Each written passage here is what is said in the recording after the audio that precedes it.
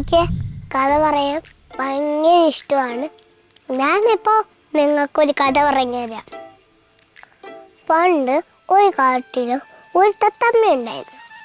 തത്തമ്മയ്ക്ക് 2 മക്കളുണ്ടായിരുന്നു. അപ്പം ഒന്ന് മിട്ടു.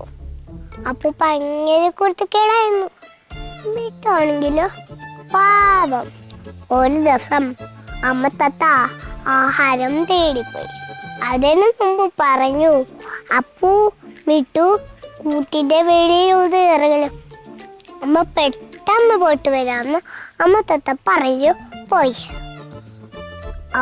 അമ്മ തത്ത പോയതിനു ശേഷം അപ്പു മിട്ടുവിൻ്റെ കൂടെ പറഞ്ഞു, മിട്ടു നമുക്ക് കൂട്ടിന്റെ വെളിയിൽ ഇറങ്ങി കഴിച്ചാലോ?